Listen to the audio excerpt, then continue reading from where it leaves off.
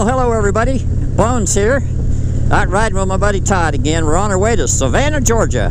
So we might have some pictures from Savannah. But the subject today is the Suzuki Boulevard C50. Todd, right behind me, has one. It's a great bike in all respects except for this one issue which we are simply astonished by. And that is that we were out riding with our good friend and fellow YouTuber Chris Lonsberry here about 3 weeks ago. And it might have been a month ago. Well, we're on our way to Georgetown, South Carolina, which is the other direction. It's about a 2-hour trip, give or take. And about a third or a little bit more than a third of the way, Todd's bike just quit moving. It wouldn't move. You know, he just came to a stop. It had no go, and he had it in gear, and he'd give it a little gas, and nothing was happening. And on occasion, you would hear a little grinding, but that's pretty much all you heard. So, in true biker tradition, Chris Lonsberry stayed with Todd while I jumped on my bike and rode the hour back to town. I rode the hour back to town and picked up my truck and a motorcycle trailer. I rented a motorcycle trailer at U-Haul. Talk about a stroke of luck that they actually had one there when I walked in the door, because I was going to get just a standard, garden type trailer. Anyway, they had it, and I got back over there, so I think they ended up sitting on the side of the road for about 3.5 hours, which is how long it took me to get home, get the trailer, and get back. Yeah, that's right. As Todd said, that's how you make friends. Anyway, we took it to my house because Todd didn't have a place to work, and we sure as the devil didn't want to take this to the dealer because we had a feeling it was going to be something major. Well, we spent a considerable time on it. I guess it was almost a full day troubleshooting what it might be, and we ended up taking the bike pretty much apart. Yeah, I think the only thing left was the front end, the frame, and the engine and transmission were it. Everything in the back was off, and it was quite a job. Now, it ended up that we didn't need to take all that off, but we didn't know what the problem was, and we couldn't get it to reproduce. We couldn't reproduce the problem on the motorcycle lift. And when we got up to the engine and transmission, and we were actually seriously considering splitting the case, pulling the engine and splitting the case, because we thought it was a transmission problem because it wouldn't go. The clutch and everything seemed okay. We said, wait a minute, let's back up and start over back at the other end. So we went back to the final drive unit, which is at the wheel on a boulevard.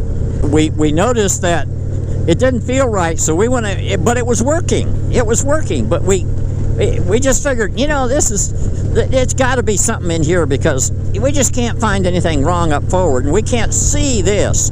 So we had to take it apart. We had to pull the seal and the circlip, and we pulled the drive shaft out of the final drive unit.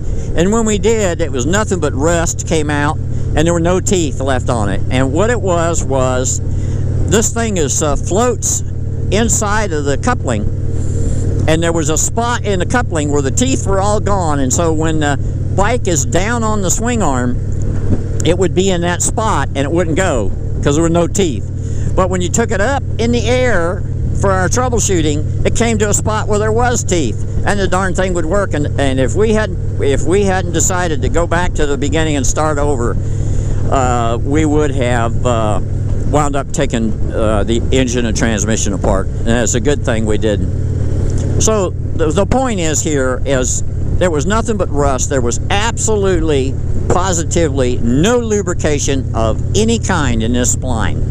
We looked up in the service manual, and there was supposed to have been lithium grease in there, like wheel bearing grease or something like that, and there wasn't a drop. It came from the factory with no lubrication, and it just wore itself out completely. There was nothing but just shards of metal and rust. No lubrication, no clumping together of the rust, no indication there was ever lubrication in there. So we think this was a factory error. Well, shorten it up a little bit, we put it all back together, and it's working like a champ. He's right behind me. But we went on the forums and did some checking, and I guess I ought to go around this truck. I think are we out almost at the turn? I can't, no, there it is up there. We went on the forums and we found out this has been occurring with certain year models from just early 2000s up to late 2000s with no lubrication on these splines.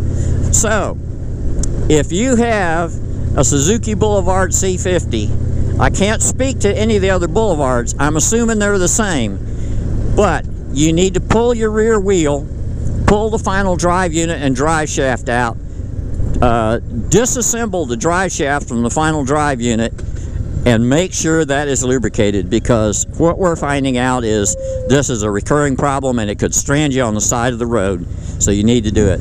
So Todd and I are telling everybody to get with the program and get that thing off of there and get it lubricated.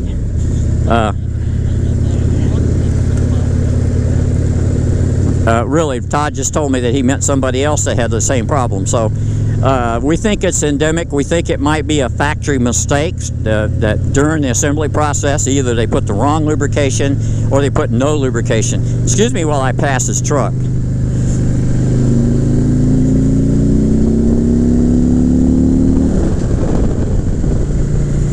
All right, there we go.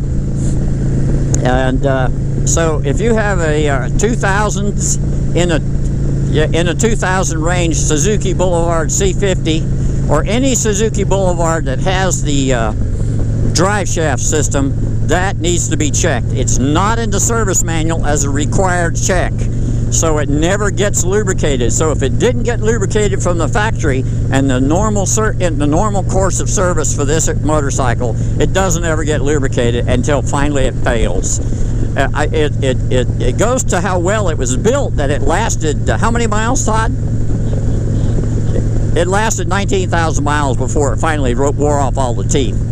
So when we put it together, we lubricated it properly like the service manual says. So there you go. Have a good day.